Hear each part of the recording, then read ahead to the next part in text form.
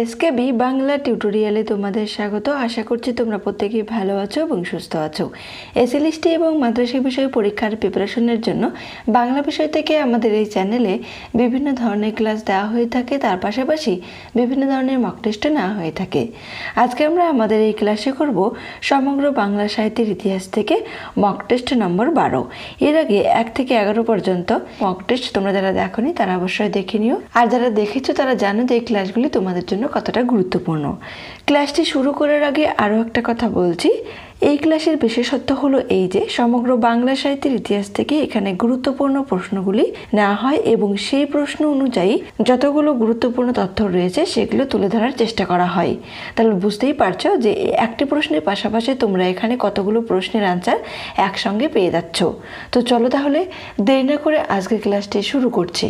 আজকের 1 নম্বর প্রশ্ন, বুদ্ধদেব বসুর প্রথম কাব্যের নাম কি? মর্মবাণী, বন্দির বন্দনা, বসন্তের উত্তর, দ্রৌপদীর শাড়ি। এখানে যে কয়েকটি কাব্যের নাম রয়েছে প্রত্যেকটি কিন্তু বুদ্ধদেব বসুর রচিত, তবে প্রথম কাব্যের নাম কি সেটাই কিন্তু জানতে চেয়েছে।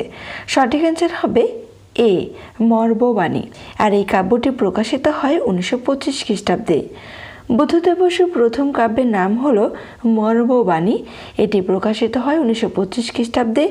এটি ছিল তার নিজস্ব বক্তব্য, খুব নতুন। বলছি এই কাব্যটি তার প্রথম রচিত এবং এটি ছিল তার নিজস্ব বক্তব্য, মানে নিজেই খুব সুন্দরভাবে এটা রচনা করেছিলেন, খুব নতুনভাবে। এরপরে রয়েছে দেখো বন্দির বন্দনা, যে কাব্যটি রয়েছে অপশনে, সেটি প্রকাশিত হয় 1930 খ্রিস্টাব্দে। বসন্তের উত্তর প্রকাশিত হয় 1955 খ্রিস্টাব্দে।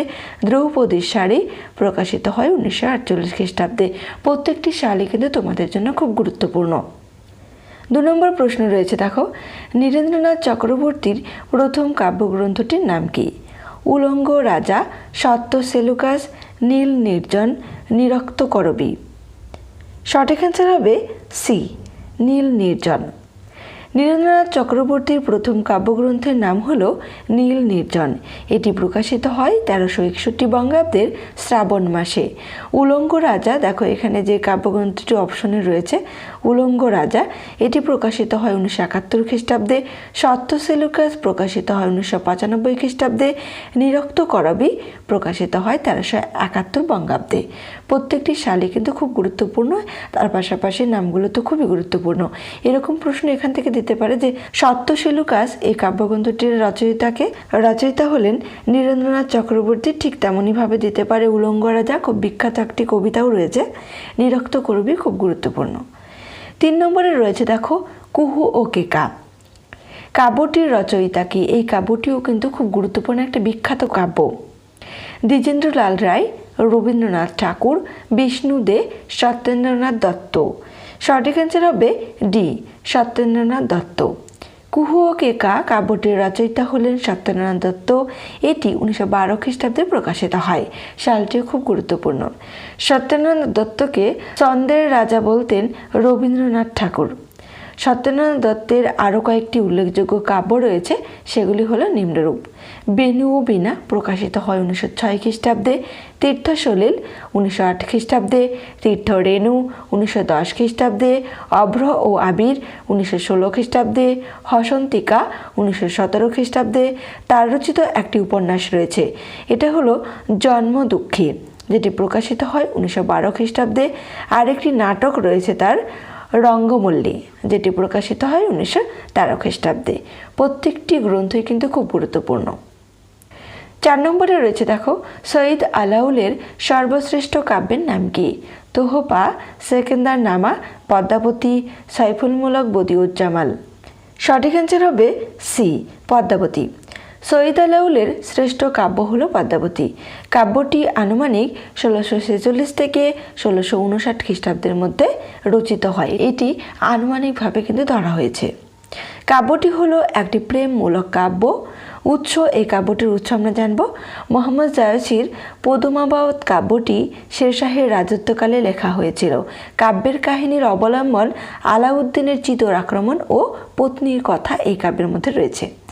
আরাকান রাজসভার অমাত্য মহাজন মাখন ঠাকুরের অনুরোধে পদ্মাবতী কাব্য রচনা করেন সৈয়দ আলাউল। সৈয়দ আলাউল কার অনুরোধে পদ্মাবতী কাব্যটি রচনা করেছিলেন? এ ধরনের প্রশ্ন কিন্তু দিতে পারে, খুবই গুরুত্বপূর্ণ একটি প্রশ্ন।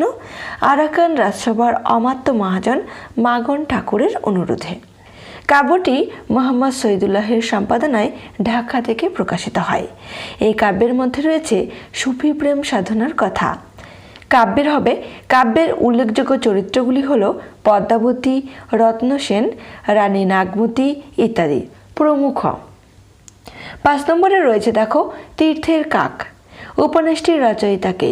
তারাশঙ্কর বন্দ্যোপাধ্যায়, বিভূতিভূষণ বন্দ্যোপাধ্যায়, আশাপূর্ণা দেবী, বলাইচাঁদ মুখোপাধ্যায়। সঠিক অ্যান্সার হবে ডি, বলাইচাঁদ মুখোপাধ্যায়। তীর্থের কাক উপন্যাসটির রচয়িতা হলেন বলাইচাঁদ মুখোপাধ্যায়।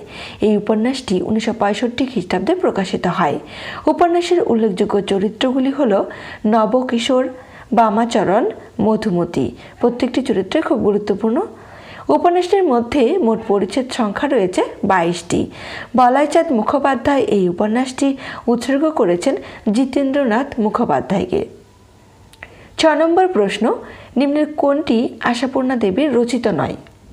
স্বপ্ন সম্ভব, নির্জন পৃথিবী, বলবার মতো, উত্তরলিপি। সঠিক অ্যান্সার হবে এ, স্বপ্ন সম্ভব।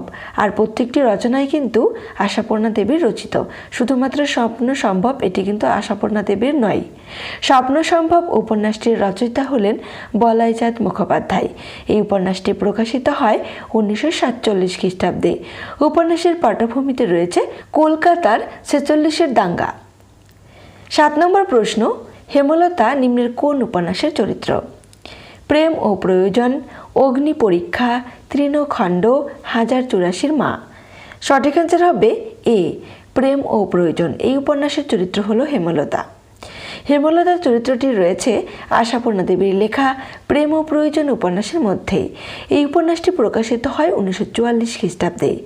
আশাপূর্ণা দেবীর প্রথম উপন্যাস হলো এই উপন্যাসটি, অর্থাৎ প্রেম ও প্রয়োজন এই উপন্যাসটি।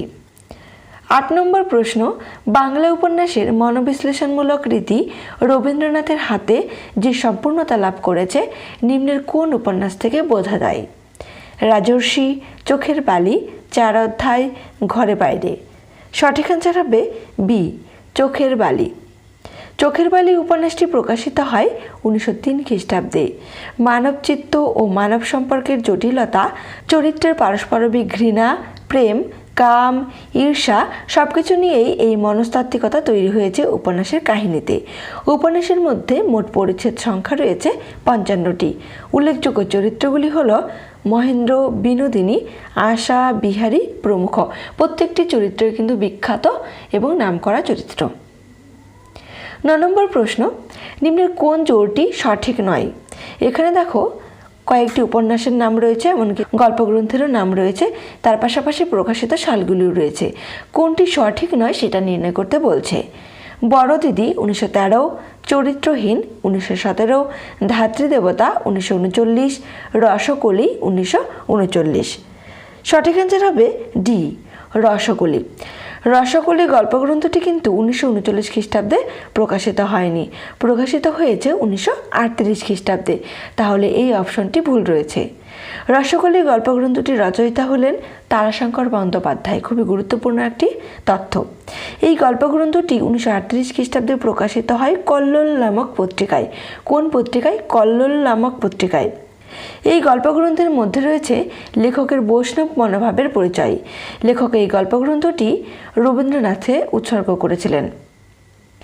10 নম্বর প্রশ্ন, দিবারাত্রির কাব্য উপন্যাসটি প্রকাশকাল নির্ণয় করো।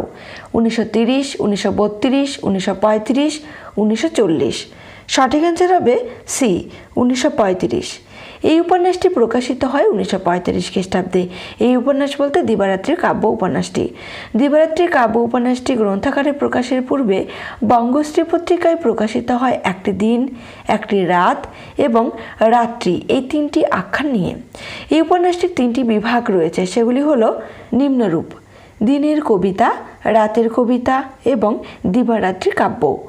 উপন্যাসটির উল্লেখযোগ্য চরিত্রগুলি হল হেরম্ব, সুপ্রিয়া, আনন্দ, মালতী, অনাথ। 11 নম্বর প্রশ্ন, কৃষ্ণরাম দাস কালিকামঙ্গল কাব্যটির সমাপ্ত করেন কত খ্রিস্টাব্দে? 1676, 1776, 1676, 1777। সঠিক অ্যান্সার হবে এ 1676, অর্থাৎ 1598 শক। শক থেকে খ্রিস্টাব্দে যখন পরিবর্তিত করতে যাবে তখন 78 কিন্তু যোগ করতে হয়, তাহলে খ্রিস্টাব্দ বেরিয়ে যায়। কাব্যের মধ্যে তিনি ঔরঙ্গজেব বাদশাহ ও সুবাদার শায়েস্তা খাঁয়ের নাম করেছেন। শায়েস্তা খাঁয়ের সুবাদারের সময় ধরেও ওই সময়ে পৌঁছানো যায়। মাত্র 20 বছর বয়সে তিনি এই কাব্য সমাপ্ত করেন। তিনি বলতে এখানে কিন্তু কৃষ্ণরাম দাসের কথা বলা হয়েছে। কৃষ্ণরাম দাস নিমতার কবি ছিলেন, এই তথ্যটিও খুব গুরুত্বপূর্ণ, এবং তিনি একাধিক মঙ্গল কাব্যের কথা বলেছেন। 12 নম্বর প্রশ্ন, শেখ ফয়জুল্লাহর গোরক্ষ বিজয় কত সালে সম্পাদিত হয়? 1916, 1917, 1918, 1919। সঠিক অ্যান্সার হবে বি 1917। আব্দুল করিম সাহেব সম্পাদিত শেখ ফয়জুল্লাহর গোরক্ষ বিজয় 1917 সালে সম্পাদিত হয়। এই গোরক্ষ বিজয় কাব্যের আগে প্রকাশিত হয়েছিল ডক্টর নলিনীকান্ত ভট্টাশালী সম্পাদিত শ্যামদাস সেনের মিনচেতন। সর্বশেষে প্রকাশিত হয় ডক্টর পঞ্চানন মণ্ডল সম্পাদিত ভীমসেনের গোর্খ বিজয় 1941 সালে। গোরক্ষনাথকে ঘিরে নানা প্রদেশেই অনেক রকমের গল্পের সৃষ্টি হয়েছে, যার মধ্যে আমরা শুধু গোরক্ষনাথ কাহিনীরই আলোচনা সম্পর্কে জানব। গোরক্ষনাথ কর্তৃকও পথভ্রষ্ট গুরু মিন্নাথকে উদ্ধার করার কাহিনী নিয়ে এদেশে 2 রকমের বই লেখা হয়েছিল। একটির নাম হলো গোরক্ষ বিজয় বা গোর্খ বিজয়, আর একটির নাম হলো মিনচেতন। এই তথ্যগুলি কিন্তু খুব গুরুত্বপূর্ণ। এই দুটি বইয়ের বিষয়ই একই রকমের। গোরক্ষনাথের বিজয় কাহিনী বা গুরু মিন্নাথকে চেতন করা অর্থাৎ উদ্ধারের গল্পপুঁথি 2 কাহিনীতে বর্ণিত হয়েছে। এই গোরক্ষ মহিমা বিষয়ে 3খানি পুঁথি ছাপা হয়েছে, আর সেগুলি হলো উপরের বর্ণিত পুঁথিগুলো। উপরের বর্ণিত পুঁথিগুলির মধ্যে একটি হলো গোরক্ষ বিজয়, আর একটা হলো গোর্খ বিজয়, আর একটি রয়েছে কি মিনচেতন। 13 নম্বর প্রশ্ন, বঙ্গেশ বিজয় উপন্যাসটির রচয়িতাকে? কালীপ্রসন্ন সিংহ, প্যারীচাঁদ মিত্র, মহর্ষি দেবেন্দ্রনাথ ঠাকুর, ভূদেব মুখোপাধ্যায়। সঠিক অ্যান্সার হবে এ কালীপ্রসন্ন সিংহ। হুতুম প্যাঁচার নকশা এর জন্য তিনি অধিকতর পরিচিত ছিলেন। তিনি বলতে কালীপ্রসন্ন সিংহের কথা বলা হয়েছে। বঙ্গেশ বিজয় তার রচিত একটি অসমাপ্ত উপন্যাস। এছাড়া তিনি গীতার অনুবাদও করেছিলেন। তার সবথেকে বড় গৌরব হল মূল মহাভারতের অনুবাদ প্রকাশ। এছাড়া তিনি বাবু, বিক্রমবর্ষী, সাবিত্রী সত্যবান এবং মালতী মাধব নামেও পৌরাণিক নাটক রচনা করেছিলেন। কালীপ্রসন্ন সিংহের জন্ম হয় 1840 খ্রিস্টাব্দে এবং মৃত্যু হয় 1870 খ্রিস্টাব্দে। 14 নম্বর প্রশ্ন, কপালকুণ্ডলা উপন্যাসের মোট পরিচ্ছেদ সংখ্যা কয়টি? 30টি, 31টি, 32টি, 20টি। সঠিক অ্যান্সার হবে বি 31টি। কপালকুণ্ডলা উপন্যাসের রচয়িতা হলেন বঙ্কিমচন্দ্র চট্টোপাধ্যায়। উপন্যাসটি 1866 খ্রিস্টাব্দে প্রকাশিত হয়। উপন্যাসটি হলো একটি ইতিহাসশ্রী উপন্যাস। উপন্যাসটির পটভূমিতে রয়েছে জাহাঙ্গীরের সময়কাল। উপন্যাসটির কাহিনী 4টি খণ্ডে বিন্যস্ত হয়েছে। উপন্যাসের মধ্যে মোট পরিচ্ছেদ সংখ্যা রয়েছে 31টি। উপন্যাসের উল্লেখযোগ্য চরিত্রগুলি হল কপালকুণ্ডলা, নবকুমার, মতি বিবি, সেলিম, মেহেরুন্নিসা। প্রত্যেকটি চরিত্রই কিন্তু খুব গুরুত্বপূর্ণ। 15 নম্বর প্রশ্ন, আজকের শেষ প্রশ্ন, অভিমানিনী নির্ঝরিণী কবিতাটি রবীন্দ্রনাথ ঠাকুরের কোন কাব্যগ্রন্থের অন্তর্গত? বনফুল, কবি কাহিনী, সন্ধ্যা সঙ্গীত, প্রভাত সঙ্গীত। সঠিক অ্যান্সার হবে ডি প্রভাত সঙ্গীত। কবিতাটি প্রভাত সঙ্গীত কাব্যগ্রন্থের অন্তর্গত, আর এই কবিতাটি লিখেছেন অক্ষয়চন্দ্র চৌধুরী। প্রভাত সঙ্গীত কাব্যগ্রন্থটি প্রকাশিত হয় 1883 খ্রিস্টাব্দে। কাব্যটিতে মোট কবিতার সংখ্যা রয়েছে 13টি। এই কাব্যগ্রন্থটি উৎসর্গ করা হয়েছে ইন্দিরা দেবীকে। আজকের ক্লাসটি এ পর্যন্তই। ক্লাসটি তোমাদের কেমন লাগলো অবশ্যই কমেন্ট করে জানিও। সবাই সুস্থ থেকো, ভালো থেকো, ধন্যবাদ।